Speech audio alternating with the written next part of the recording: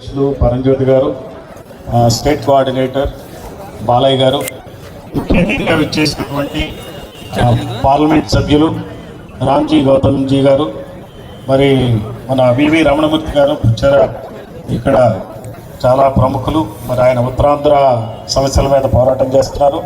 అట్లనే యూనియన్ నాయకులు ఆదినారాయణ గారు, మంత్రి రాజశేఖర్ గారు, అయోధ్య రామ్ గారు, ఇంకా తదితర పెద్దలందరికీ, మీడియా మిత్రులకి, మరి రాష్ట్రం నలుగురు నుంచి వచ్చినటువంటి మీ అందరికి కూడా జై భీమ్, జై పూలే, జై భారత్.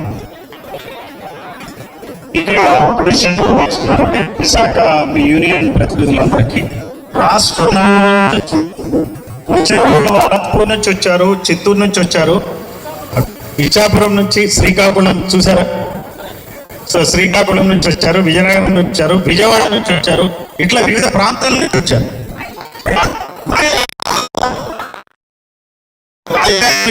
కాకినాడ నుంచి వచ్చారు, ఖమ్మం, పల్నాడు నుంచి వచ్చారు,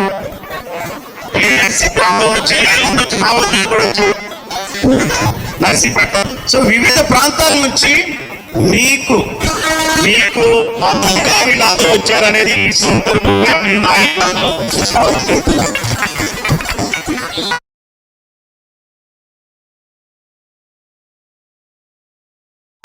కొంతమంది ఆలోచిస్తున్నారు, అలాగే బయట వాళ్ళు కూడా ఆలోచిస్తారు. ఆలోచించడం చాలా ప్రమాదకరం. ఆ ప్రమాదంలో ఉత్తరాంధ్ర ప్రాంతం ఈ ఉత్తరాంధ్ర 5 లక్షల కుటుంబాలని ఆదుకుంటున్నటువంటి సంస్థ విశాఖ స్టీల్ ప్లాంట్. కేవలం 17,000 మంది ఉద్యోగుల కోసం కాదు ఈ స్టీల్ ప్లాంట్ ఉంది.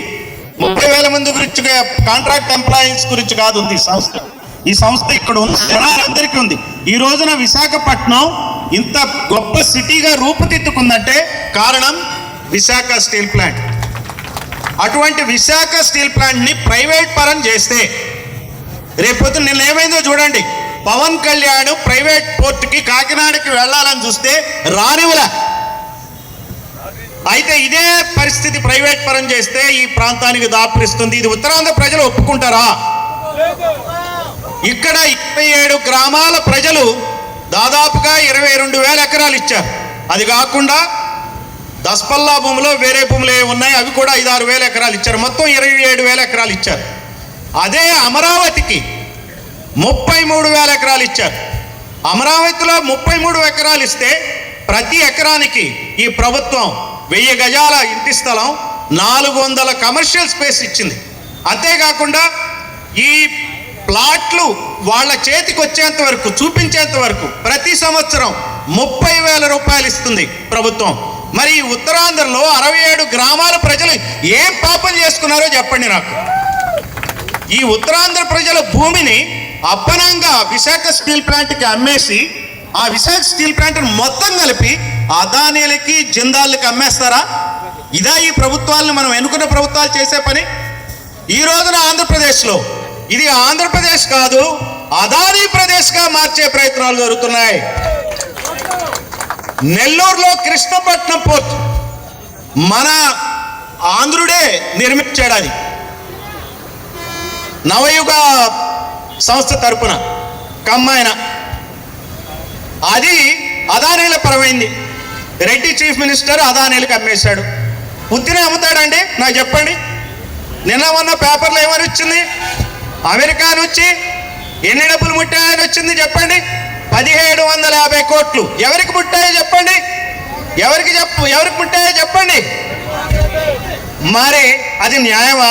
1,750 కోట్లు తీసుకుని మనకి సోలార్ పాలసీని మొత్తం మన 25 సంవత్సరాల పాటు ఈ రాష్ట్ర ప్రజల యొక్క భవిష్యత్తునే తాకట్టు పెట్టాడు. 72,000 కోట్ల రూపాయలు కట్టాల్సి వస్తుంది మనం అందరం. అటువంటి జగన్మోహన్ రెడ్డి అక్కడ ఏమమ్మాడు?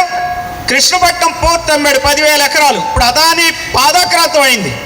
ఆ తర్వాత మీ పక్కనే 2,000 ఎకరాలు స్టీల్ ప్లాంట్ జాగా తీసుకుని ఎన్నో ఉద్రిక్తల మధ్య ఫైరింగ్లు జరిగి చనిపోయి బెస్ట్ ఫిషర్మెన్కి చాలామంది ప్రాణాలు కోల్పోయి, ఆ పోరాటాల్లో భాగంగా గంగవరం పోర్ట్ ఏర్పడితే ఆ గంగవరం పోర్ట్ ఎవరి పరమైందో చెప్పండి మీరు. అదానీల ప్రదమైంది. అక్కడ ఉన్న గవర్నమెంట్ వాటా 10% కన్నా ఎక్కువ ఉంటే దాన్ని కేవలం 600 కోట్లకు అమ్మేశాడు జగన్మోహన్ రెడ్డి. ఇవన్నీ మనకి పైకొచ్చే మాటలే, లోపల వచ్చే ట్రాన్సాక్షన్స్ మరి మనీ లాండరింగ్ మనకి తెలియదు. అది తీసేవాళ్ళు ఎవరు? ఎవరైతే దొంగలే వాళ్ళే పోలీసులు, దొంగలే పోలీసులు. ఈ రోజున 2 దొంగ పార్టీలు ఉన్నాయి ఇక్కడ.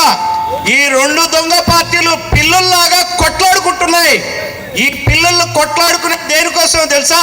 మన సంపద అనే రొట్టె ముక్క కోసం, మన సంపద అనే రొట్టె ముక్క కోసం ఈ పిల్లలు కొట్టుకుంటే కోతిలాగా అదానీలు జిందాల్లో వచ్చి నీకింత అని చెప్పి ఆ రొట్టె ముక్కను మొత్తం వాళ్ళే తినేస్తున్నారు. చివరికి దొంగ పిల్లలు తోకమిడిచి పెద్ద గండు పిల్లకి దండం పెట్టుకుని కూర్చుంటుంది ఇక్కడ. ఇది ఈ రాష్ట్ర రాజకీయ పరిస్థితి. అసలు వీళ్ళు రాజకీయ నాయకులేనా? వీళ్ళు మన పాలకుల, మన పీడితుల, మనల్ని పీడించేవాళ్ళ? ఇది మనం అర్థం చేసుకోవాలి. ఈ రోజున స్టీల్ ప్లాంట్ సమస్య అంటే ఓన్లీ ఉద్యోగస్తుల సమస్య కాదు, ఇది ప్రజలందరి సమస్య. ఈ ఉత్తరాంధ్ర రాజకీయ భవిష్యత్తు సమస్య. ఈ రోజున చూద్దాం, మనకి ఢిల్లీ నుంచి బహుజన్ సమాజ్ పార్టీ రాజ్యసభ ఎంపీ అయినటువంటి మన గౌతమ్జీ రామ్జీ గారి ధర్నాకు వచ్చారు. ఎవరైనా ఎంపీ ఇక్కడికి వచ్చి ఎవరైనా సరే ధర్నాలు చేశారా? మీరు నిన్నగాక మొన్న గెలిపించుకున్నారు శ్రీ భరత్, చాలా కుర్రాడు, బాగా ఆయన మావ అయితే ఇంకా కుర్రాడు. ఆయన మావ ఎవరు చెప్పండి? Unstoppable Balakrishna, unstoppable Balakrishna. మరి ఆయన హిందూపూర్లో 3 సార్లు గెలిచాడు. మరి ఏం చేస్తున్నాడు చెప్పండి? ఈ రాష్ట్రానికి, ఈ ప్రాంతానికి ఏం చేస్తున్నాడు? ఆయన అల్లుడే ఇక్కడ ఎంపీ కదా. ఈ ఎంపీ ఏం చేస్తున్నాడు? సరే, ఈ ఎంపీ తోడల్లుడు ఎవరో చెప్పండి? Lokesh, de facto chief minister. అతనేం చేస్తున్నాడు? ఆయన లోకేష్ తండ్రి చంద్రబాబు నాయుడు 4 సార్లు ముఖ్యమంత్రి అయ్యి ఏం చేస్తున్నాడు? ఈ స్టీల్ ప్లాంట్ ప్రైవేటీకరణ కాకుండా ఇక్కడ హుద్దుహుద్దు వస్తే బస్సులో కూర్చుని ఈ కార్యక్రమాలని డిజాస్టర్ మేనేజ్మెంట్ చేయడానికి ఉన్నటువంటి శ్రద్ధ ఈ రోజున విశాఖ స్టీల్ ప్లాంట్ ప్రైవేటైజ్ అవుతుంటే ఎందుకు చంద్రబాబు శ్రద్ధ తీసుకోడు? నాకు చెప్పండి. మరి ఇటువంటి చీఫ్ మినిస్టర్లతో మనకి ఏం మెరుగు అవుతుంది? మనం ఏ రకంగా ఈ దేశం బాగుపడుతుంది? ఈ రకంగా చూస్తే అదే కుటుంబం నుంచి వచ్చినటువంటి ఎంపీ ఇక్కడ 2 సార్లు ఎంపీగా గెలిచి మళ్ళీ కేంద్ర మంత్రి, బీజేపీ ప్రెసిడెంట్ అయిన ఇంకొక ఆమె ఉన్నారు. ఆమె ఎవరు చెప్పండి? పురంధరేశ్వరి. మరి ఆమె ఏం చేస్తున్నారు చెప్పండి? ఈ ఎంపీలు ఇప్పుడు ఆమె ఇక్కడ గెలిచింది, మళ్ళీ రాజమండ్రిలో ఎంపీ గెలిచింది. వీళ్ళంతా ఒకే కుటుంబంలో 5 ఉన్నారు. ఒక చీఫ్ మినిస్టర్, 3 ఎంపీలు, తర్వాత ఒక డిఫాక్టో చీఫ్ మినిస్టర్. 5 ఉండి ఈ రాష్ట్రానికి ఏం ఒరుగుతుందో చెప్పండి? ఈ స్టీల్ ప్లాంట్కి ఏం ఒరుగుతుందో చెప్పండి? ఈ స్టీల్ ప్లాంట్ ని లాభాల బాటలో నడిపించలేనటువంటి తెలివి తక్కువ నాయకులు వీళ్ళు. మళ్ళీ వాళ్ళ వ్యాపారాలు వాళ్ళు నడుపుకోవట్లేదో చెప్పండి? ఏముంది ఆయన చంద్రబాబు గారికి ఉన్న పరిశ్రమ ఏంటి? హెరిటేజ్. అది మరి లాభాల్లో ఉందా, నష్టాల్లో ఉందా? మరి ఇదెందుకు రాదు?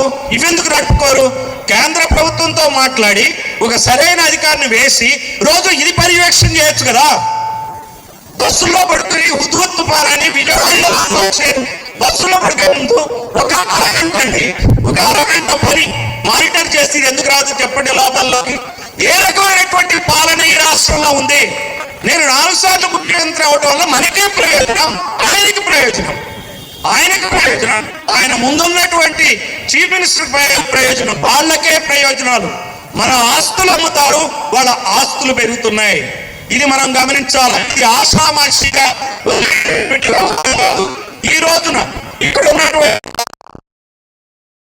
రాజు అమ్ముకుని వెళ్ళిపోయాడు. ఈ లోకల్ గా ఉన్నటువంటి కమ్మారెడ్డి పారిశ్రామికవేత్తలు బతకలేని పరిస్థితిలో అదానీలు, జిందాళ్ళు తయారైపోయారు. సరే, జిందాల్ ఇంకొక ఉంది. దీనికి చెప్పాలి, జిందాల్ దీని మీద వాళ్ళకున్న స్టీల్ ప్లాంట్కి ఒక్కొక్క దానికి 40,000 కోట్ల అప్పు ఉంది. ఇక్కడున్న అప్పు ఎంత? 20,000 కోట్లు. మరి అదే కాకుండా టాటాస్కి 80,000 కోట్ల అప్పు ఉంది. సరే, 83 ఒప్పుకోవట్లేదు, మా దగ్గర లెక్కలు గట్టిగా ఉంటాయి. సో ఇట్లా ప్రతి స్టీల్ ప్లాంట్ అప్పులు లేని వ్యాపారం ఎక్కడైనా ఉందా నాకు చెప్పండి. అప్పులు తీసుకోకుండా ఎవరైనా వ్యాపారాలు చేస్తారా? అసలు అప్పులు తీసుకోకుండా మనం రోజు జీవితాలే నడపలేకపోతున్నాం. దేనికో దానికి అప్పు తీసుకున్నాం, ఈఎంఐలు అలాంటప్పుడు అప్పులు లేని వ్యాపారాలు నువ్వు ఈ స్టీల్ ప్లాంట్ రాయితీలు ఇవ్వాలి ప్రభుత్వం. నీకు డివిడెండ్ రూపంలో ఈ స్టీల్ ప్లాంట్ డబ్బులు ఎప్పుడో కట్టేసింది, ట్యాక్సులు కట్టేసింది, దాదాపు 55,000 కోట్ల రూపాయలు ప్రభుత్వానికి వచ్చింది. వీళ్ళు కట్టిన ట్యాక్సులు కానీ ఏ ఉక్కు కర్మాగారం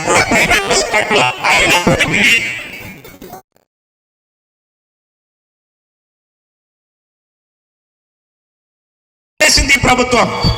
ఎస్ఆర్ స్టీల్స్ కి, నిప్పన్ రోకి, భూషణ్ స్టీల్స్ కి, 3 స్టీల్స్ కి 45,000 కోట్ల రూపాయలు మాఫీ చేసిన దానికి ఇక్కడున్న స్టీల్ ప్లాంట్ కి అడిగేది ఏంది? కొన్నాళ్ళు డిలే చేయండి అని అడుగుతున్నాను. మేము మాఫీ అడగట్లా. ఏమంటే రైట్ ఆర్ రాంగ్? మాకు జస్ట్ కొన్నాళ్ళు పోస్ట్పోన్ చేయండి.